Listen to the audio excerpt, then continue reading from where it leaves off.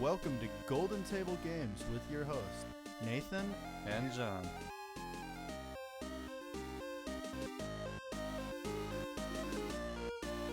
Today, we're going to talk about being a dungeon master or game master in Pathfinder or D&D. Normally, when you're going to do that, you got to have kind of a basic idea of what you're going to do. You got to be able to tell a story, because if it's all combat, yeah, you'll make somebody happy. But some people are just in it for the story. There's people that like the character development, some people like the story, some people like just the combat. They have the hardest part trying to please all three people and know which ones they have in their group, because if they don't have all three, they don't have to try to please all three people. So normally what I like to do is I like to come up with a story and start with a story, and I like to throw you into introducing yourself. You're forced to be there. I don't really have to explain why. I don't like starting like a normal D&D Pathfinder where everybody starts. I don't go, so you're in a bar and you find other people here and something happens. Like, that's not me. I don't like doing that. That doesn't seem right to me. Like, why am I at this bar? Why is everybody conveniently at this bar? Make the characters come up with a little backstory on why they're there to begin with. So normally what I like to do is have somebody introduce their character. I'll have everybody introduce their character, and I can find some way to bring that introduction into the game. We made it in Ifrit a couple weeks ago. That Ifrit, let's say, John, make a backstory for your Ifrit. That is your character. All right, let me look at his stuff real quick. All right. So I'm gonna say, before I have them introduce their character, I'm gonna go ahead and go through what I would say. And this is actually the start for the campaign that you guys are gonna hear run. You all, being as brave and strong as you are from your individual places of origin, villages, country, have been summoned before the Great Queen, who is sending you on a mission into the ocean to save her daughter, who has gone missing at a mysterious location in the middle of the ocean. You note that on the map there's a small dot that could be an island. So you have that in-game knowledge. Everybody sees that there's that island. So that's where you're going. You're going to that island. You're taking that ship to that island. So now what I like to do is, it's been a day later, you start noticing other people that are with you and decide what you want to do. All right, I got one. I'll start a one. So we'll give him his backstory, and I'll say that whole little bit again. All right. Using some of it. Wow, I picked a name I can't even pronounce. Kari. Oh, Kari was born from the elemental plane of fire. Her family migrated into the physical plane, the normal plane that people are actually on. And her parents were slaughtered in front of her for being different. She managed to escape. As she grew older, her hatred and her anger in her body started to grow more. She didn't hate people.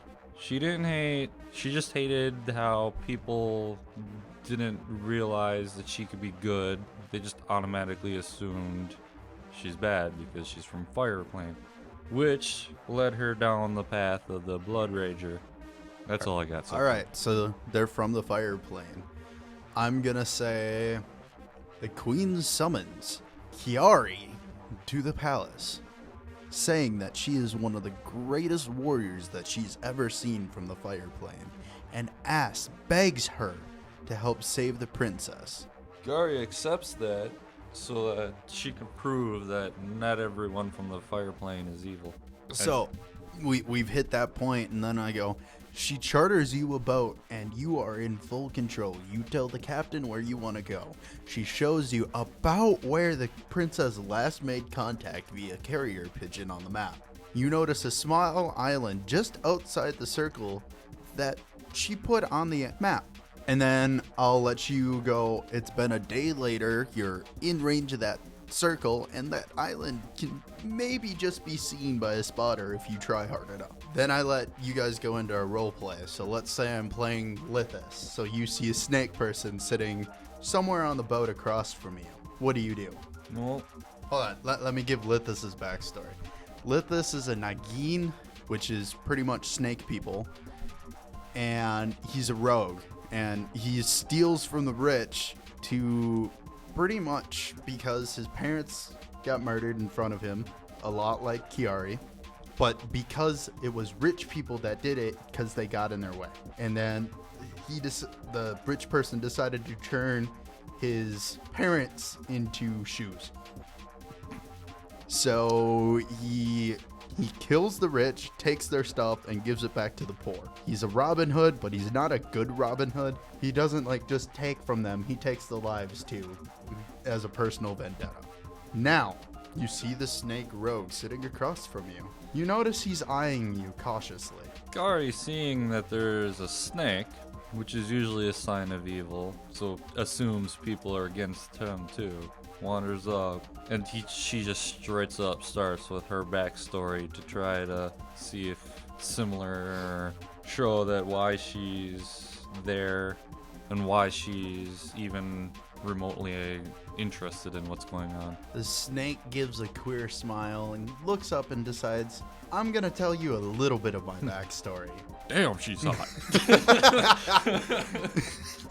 Just gives that tiny little detail of my parents were murdered too by a rich man who turned them into shoes. And that's it. He doesn't tell you anything else but that. That's all you know of him.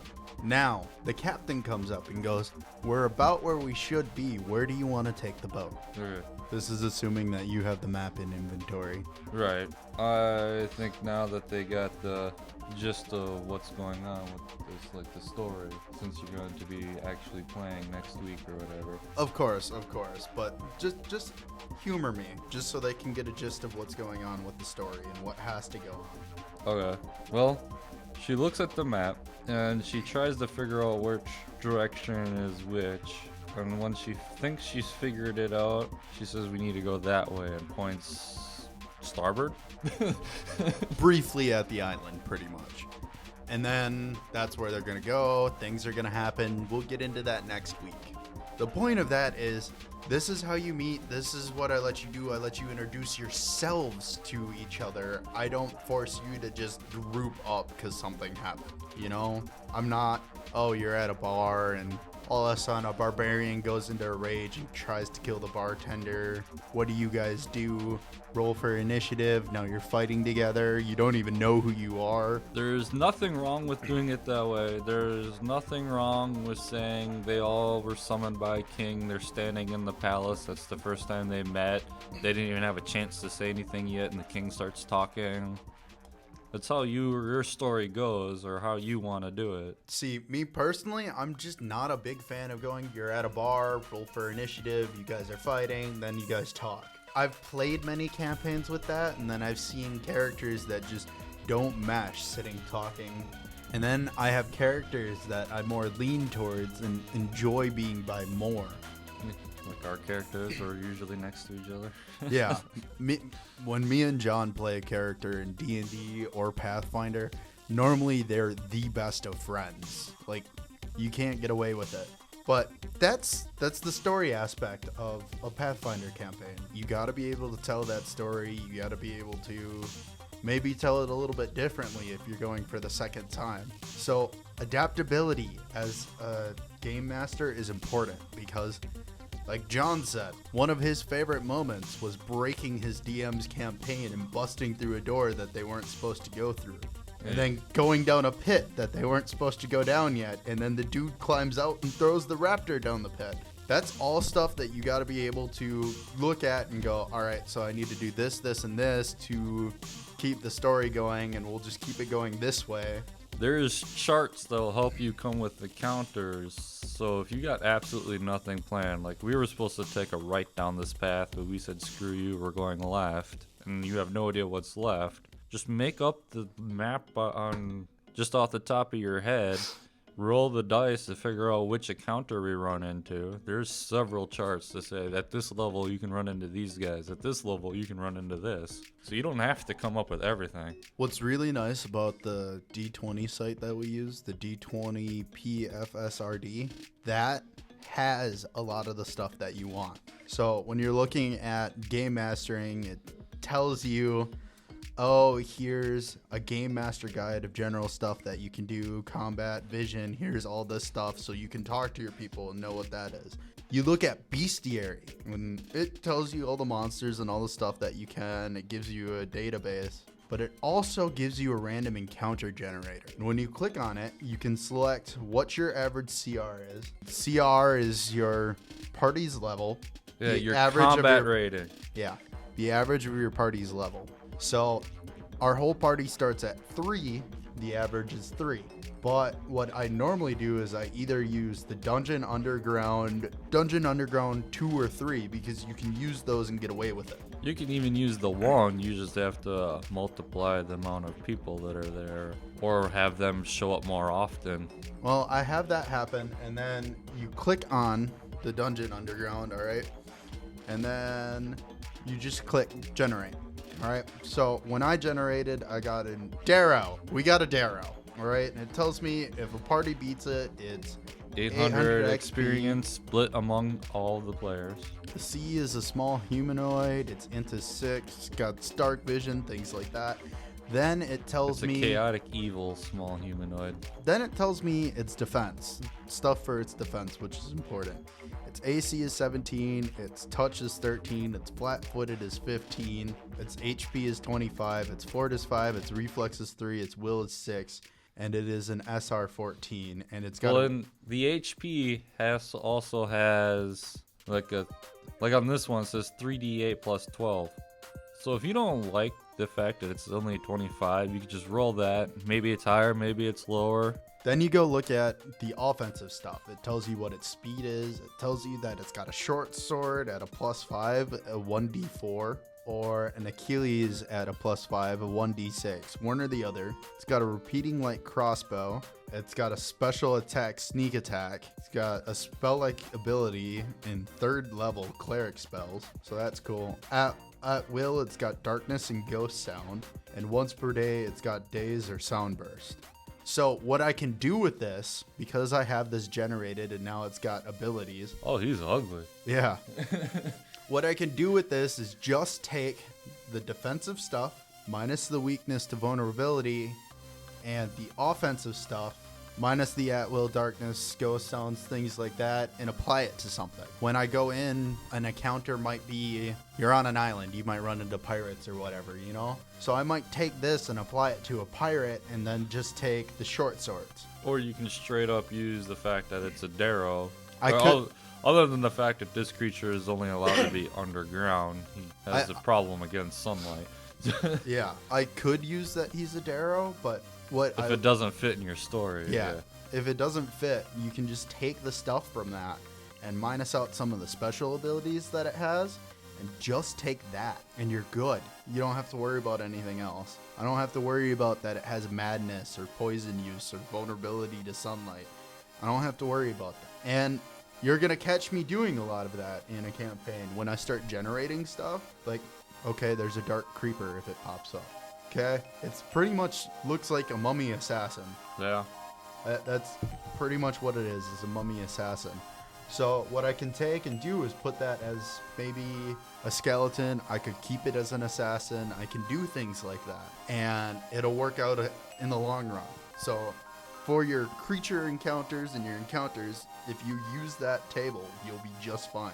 And I mean, that generator is nice. It works really well. And it kind of talks about magic items. I can do... Now the thing with magic items though, every level the character has a rough number for the amount of wealth they should have. So like a level 3 should only have like 3,000 gold. So they might not be able to afford a magic item, but you can still give him some. Just next level, he might not earn as much gold because now he has to make up for it. There You got to keep it balanced. Should be an item generator somewhere in here. Pathfinder does have an item generator. If No, you, it was some weird site. It wasn't on this one, remember? yeah, but you can link on Prezo to that one. It actually does. Oh, you're link. right. There was that one. And then they have an environment generator, so you could do random weather, which would make your people have to survive in that. It works. You could use it. Which would be your survival checks. Yeah, I don't really use it. I don't need it. Normally what I do is type in Pathfinder item generator, and then I think it's the second link. No. Yeah, check that out. I found the crit generator. Yeah. They do have a random magic weapon generator. No. Probably. They have a loot generator pretty much. So it's this cheesy looking item generator thing, but it works. The first thing that it says is encounter difficulty. Yeah, it's definitely simple. Yeah, it's really. It's straightforward. Is it easy to- easy, average, challenging, hard? Easy is if it's under your combat levels. Average is if it's at your combat. Challenging is it's just above. Hard is really above. And epic is, well, you're probably going to die, but there is a chance that you can win. So I'm going to do a random item generate right here. I'm leaving it at average. Our average party level is 3 right now. Our game pace, I think, is going to be fast, not medium. Okay. Um, Which is your game pace is if you're slow, you get slower XP, slightly more story based. Medium is because you're story based and combat, and fast is mostly combat, so they'll level up quickly. See, this is a little bit of story and a little bit of combat, but it's just enough where you're doing a combat every time you do something. Well, yeah, you can Pretty much. you can go fast and be heavy story too. It's just Yeah. that just means it's going to get harder later on, so you need the XP sooner. So I'm gonna give you a treasure quantity of standard, magic level. Let's drop that in high for this one. Just because I normally do standard, I haven't really seen anything. We'll leave that in the 10%. We'll leave this as What he said, let's leave at 10 is your residual gold. So Yeah. that's just how much gold coins is not spent on an item, is just sitting there. Then there's a jewel versus coin. It means, do you want more gems and jewels or do you want more coin? I'm gonna leave the bar in the halfway. Treasure label, I'm just leaving that. Other options. Generate Monday. Yeah, that should be good. Yeah, that's usually what I do this time. And then 10, just click the number 10 and then it goes 11 and it says Or that you can print. 11 is print, Yeah, so you don't have to do that. 11 says you can print it, but don't really need it printed. You can scroll down and you have the stuff here. And it kind of explains what you pick, and then it says show items detail at plus. So potion of invisibility, that's something that you can put on a person. Potion of fly, fishing net, lantern, hood. A hooded lantern. What is that? Renaisseur? I don't know. I think that's something we'll have to look up. There's Sarme. And then you have Those might be like, those might be challenges. And then you have hand crossbow rewards. No, not at very cheap. And then the other thing that comes up is it does give you gold. How much gold that Yeah, you the can get. treasure values. So all of those equaled 1,000 gold, and then there was like 60 gold or 60 gold of gems, and then 60 straight coins. So I don't have to give you all of those items. I could say you find the potion of invisibility, the potion of fly, probably the hooded lantern, and the hand crossbow bolts.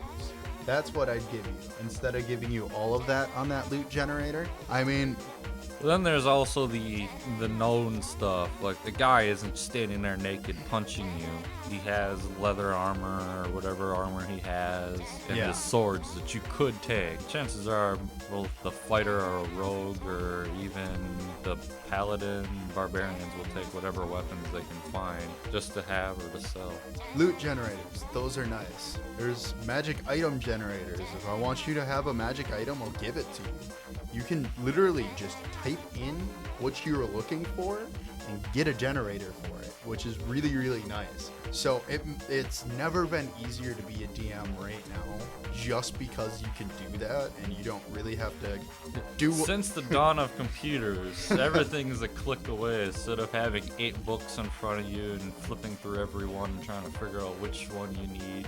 Or it took like a week to build a campaign because you're making lists of between this roll and this roll, they'll get these items, and between this roll and this roll, they'll get these items. Which you still could do. Yeah, I'm not saying there's anything against that. If you want to go old school and do that, go right ahead.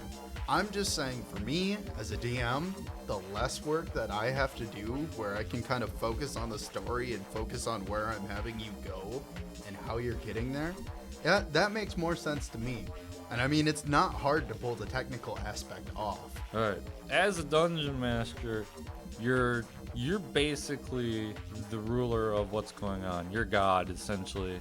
You're the god of gods in your world. You're Zeus. You can let people do something that the rules don't say by making up, like, okay, just roll a d20, add this to it, whatever. Or you can say, oh no, you can't do that in this instance for something. You have to have a good reason for telling people they can't be doing things. There are some things that you can let them get away with in combat. Like, you guys are level 3. If I have you fight a line of level 1s and they all just happen to line up in a small corridor, if one of you charges them and manages to kill the one, I'm gonna let you go through a good chunk of the line and just have you roll a d20 and check it against an AC, and then there will be some point where you stop and you can't you won't be able to go through anymore, you know? Yeah, it's all how you feel. There are rules in the books. They're kind of like guidelines, but they're guidelines with attitude, pretty much. Yeah, they're more rules, but you can take some of them as a guideline and no one will truly care as long as it doesn't screw over someone. Honestly, there's no wrong answer to anything. So there's a critical strike generator that I saw.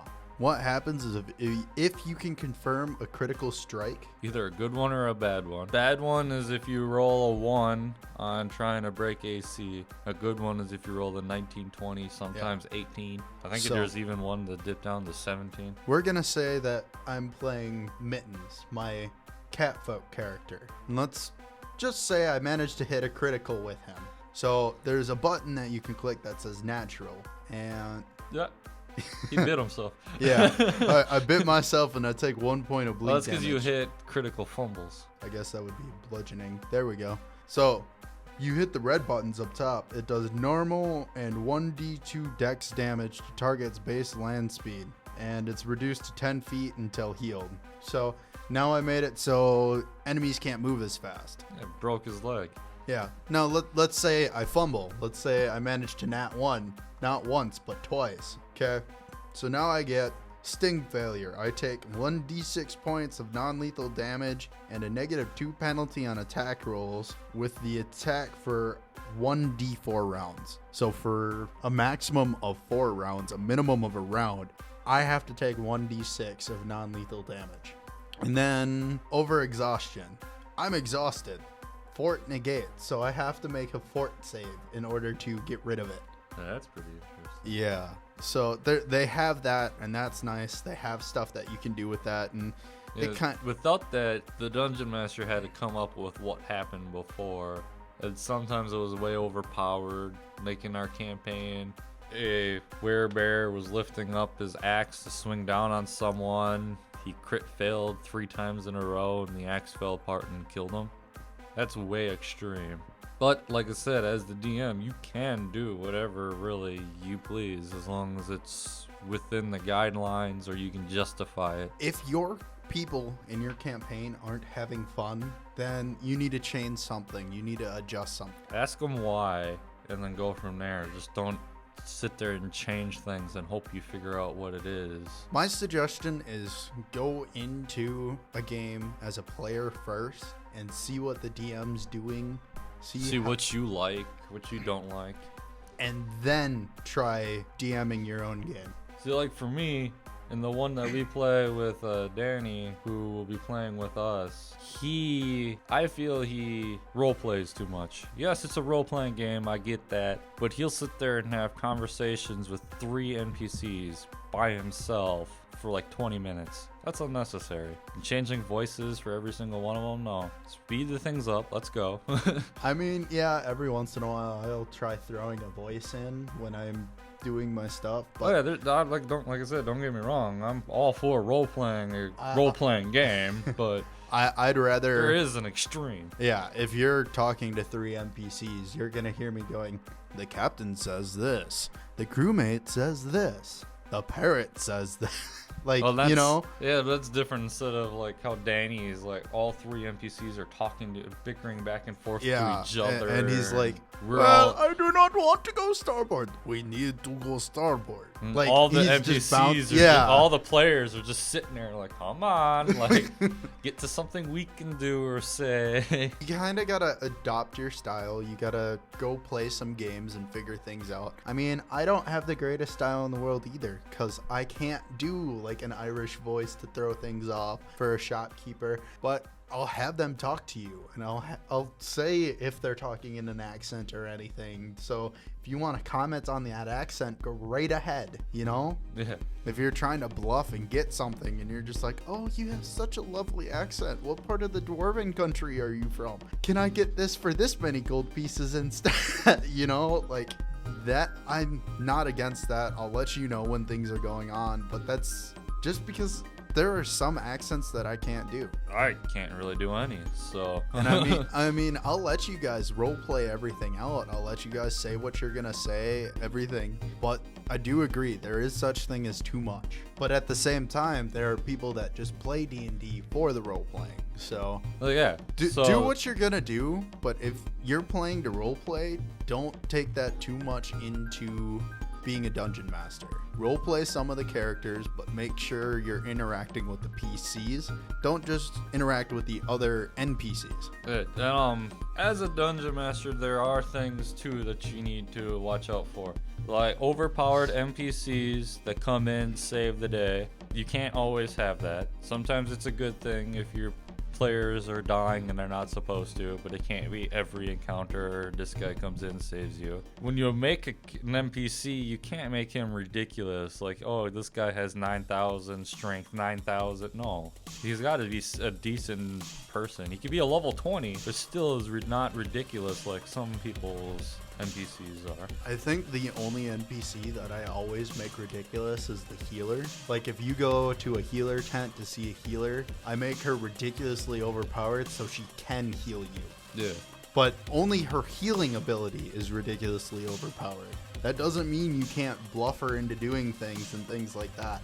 I'm not that guy. I just want to make sure that my party can be healed up and we can keep playing, because it's all about you.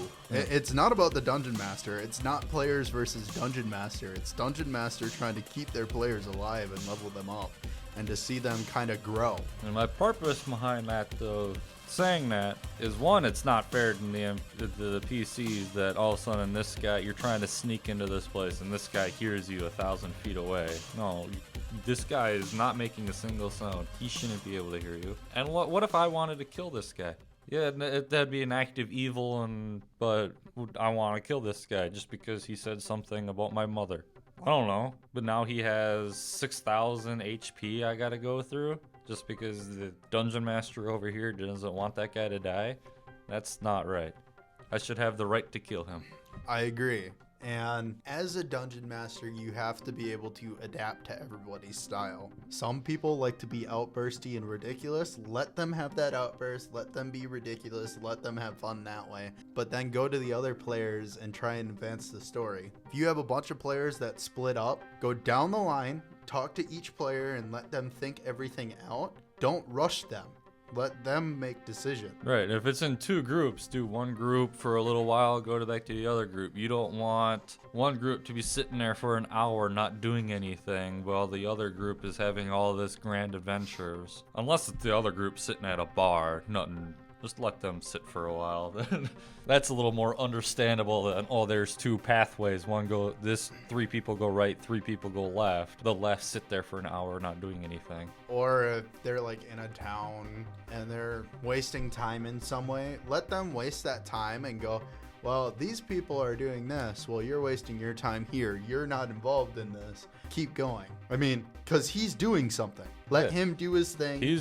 Everyone's always doing something, so you gotta let them say what they're doing. You gotta give them attention too. We had a campaign where we had a person who was constantly seducing everybody. That was her thing. Okay, well, you're seducing this person. What are you guys doing? And then if they're doing something cool, the person seducing always wants to try coming back in and go, oh, I want to do that. I'm like, you're busy. You can punish them a little bit without actually punishing them because you let them do what they wanted. And then they realize, oh, wait, there's cool stuff going on over here. Maybe I messed up. That's all for us. I think we don't have anything else to talk about. If you want to look at more monsters, check out the bestiary, go all monsters. You can kind of pick and choose that way, but oh, there's some cool ones in there. you can also go monsters by CR, so you're making sure you're not destroying your group. But you can take any monster at any CR as long as you make it so your group can kill it. They can't have a ridiculous AC that nobody can break. If they have damage dampering, you need to take that dampering down, things like that. Or just make them, like, if you want to face them against a dragon, a full dragon, they can't face that yet, so make it a baby dragon now. Or put a trebuchet nearby and shoot them with an arrow. Give them a chance. That's all from Golden Table Games. I'm Nathan. I'm John. See you guys next time. Peace. That was Golden Table Games with your hosts, Nathan And John. We hope you come back next week and listen in for more. Peace.